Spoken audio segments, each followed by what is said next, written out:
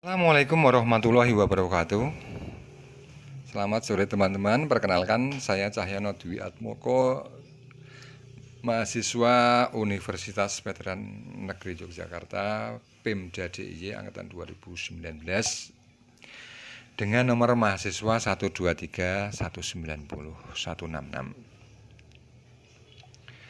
Dalam kesempatan ini saya akan mempresentasikan perbedaan mendasar model pengembangan perangkat lunak waterfall dengan bom spiral model. Ya, langsung saja kita ikuti.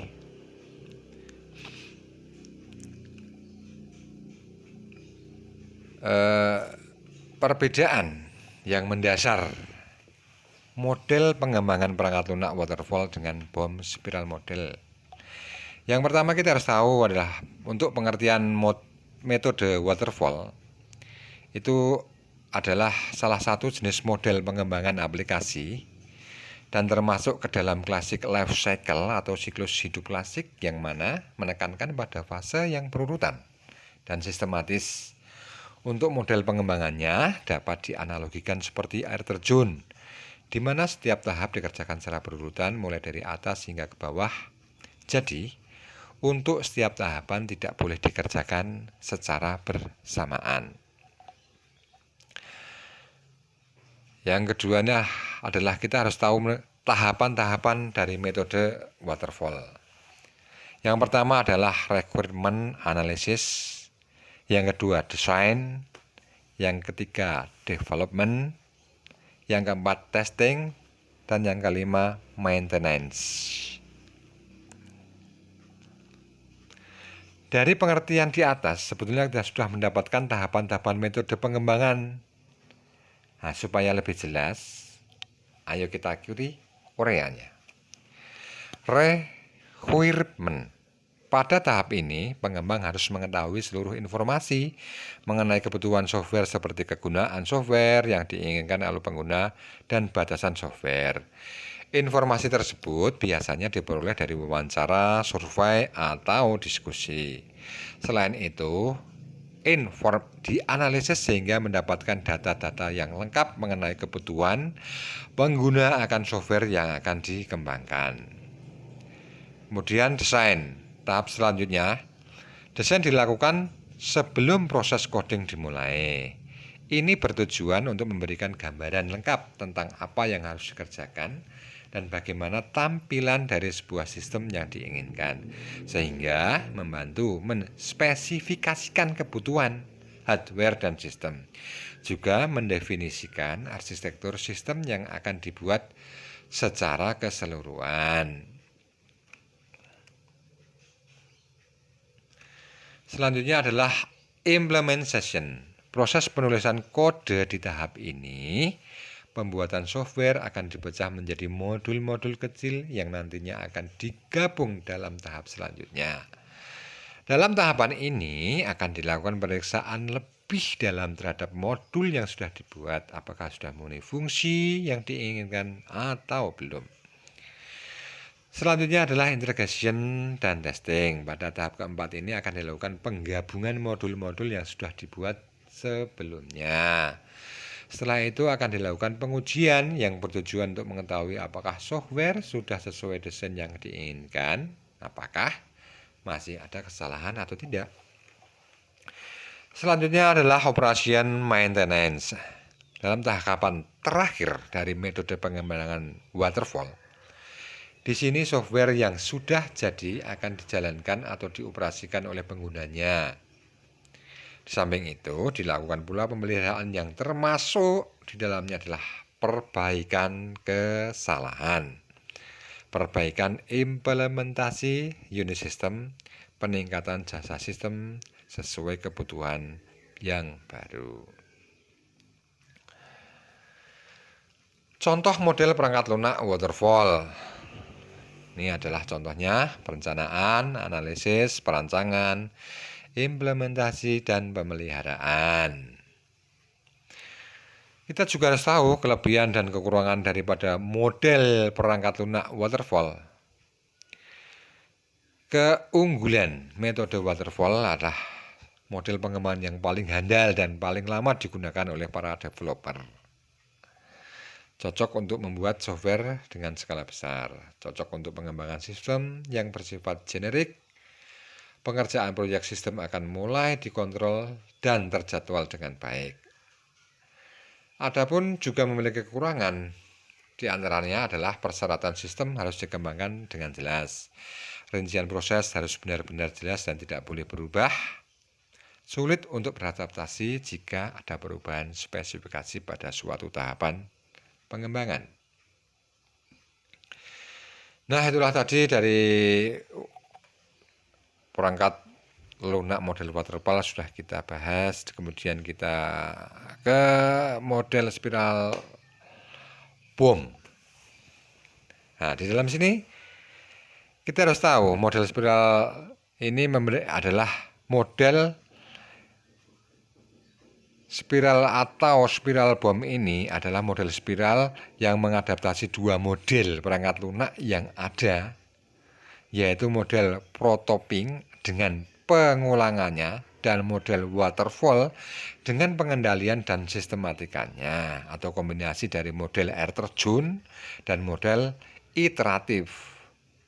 Model spiral membantu mengadopsi elemen pengembangan perangkat lunak dari berbagai model proses untuk proyek perangkat lunak berdasarkan pola risiko yang memastikan proses pengembangan yang efisien.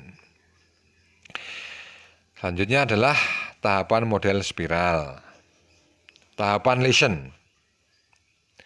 Tahap ini berhubungan dengan komunikasi antara pihak-pihak yang terlihat di dalam pengembangan software, seperti sistem analis dengan pelanggan atau user. Tujuannya adalah memperbaiki dan mengembangkan software sesuai kebutuhan dan keinginan hingga memuaskan pelanggan. Kedua adalah planning. Tahap ini perencanaan meliputi estimasi biaya yang digunakan, batas waktu, pengaturan jadwal, identitas, lingkungan kerja, sumber-sumber informasi untuk melakukan literasi, teknik perulangan. Hasil dari tahapan ini adalah dokumen spesifikasi kebutuhan sistem dan bisnis. Yang selanjutnya kita memasuki tahap analis resiko. Tahap analis resiko berfungsi untuk mengidentifikasi resiko yang berpotensi akan terjadi dan menghasilkan solusi alternatif secara teknis dan manajemen saat strategi mitigasi. Upaya untuk mengurangi risiko bencana direncanakan dan diselesaikan. Yang terakhir adalah tahapan rekayasa. Pada tahapan rekayasa, beberapa kegiatan ini yang akan dilakukan yaitu menguji, menginstal software, membuat prototipe, mendesain dokumen, meringkas suatu pengajuan software, membuat laporan atas kekurangan dari software agar segera diperbaiki. Kemudian pada setiap analis itu dilakukan tahapan yang terakhir adalah tahapan evaluasi. Dan pada tahapan evaluasi ini analis membutuhkan masukan dan tanggapan daripada user dalam mengevaluasi perangkat yang diuji dan memastikan bahwa produk dibutuhkan sesuai ketentuan yang telah dibicarakan dengan user.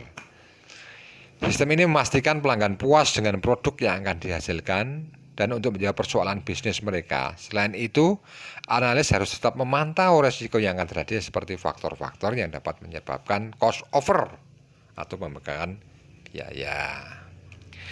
Kelebihan dan kekurangan. Yang pertama, kelebihan dari model spiral ini adalah pembangunan dan perubahan perangkat lunak yang terjadi dapat diselesaikan secara sistematis.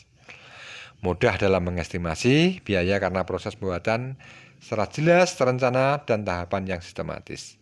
Manajemen analisis risiko yang lebih cepat dan mudah. Mudah dalam melakukan perubahan, kebutuhan, dan dokumentasi. Produksi software bisa terjadi secara lebih cepat. Kekurangan, tidak cocok, sulit diimplementasikan dalam proyek kecil. Memakan waktu yang cukup lama, membutuhkan best practice atau pengalaman sebelum karena proses yang sangat kompleks. Resiko dalam tahap planning cukup besar, misalnya terjadi perbedaan dalam jadwal, pengembangan, dan anggaran belanja. Kemudian akan kita lihat contoh model spiral. Ini adalah contoh model spiral. Lesson planning, track analysis, engineering, construction, system developing. Ya, selanjutnya kita perlu menyimpulkan dari keterangan di atas bahwa perbedaan dari metode waterfall dan metode berspiral adalah kita simpulkan sebagai berikut. Pertama, model waterfall. Model waterfall pada model ini tahap-tahap pengerjaan perawatan lunaknya selalu mengalir ke bawah seperti air terjun dengan tahap-tahap antara lain analisis, definisi, persyaratan, lalu kemudian perancangan, sistem desain, kemudian implementasi, program, lalu integrasi, dan pengujian sistem, kemudian operasi dan pemeliharaan. Pada model spiral, tahap-tahap yang antara lain adalah komunikasi, pelanggan, kemudian perencanaan, analisis risiko, akan dilanjutkan ke perekayasaan, setelah itu memasuki tahap konstruksi dan peluncuran, dan terakhir adalah tahap evaluasi pelanggan.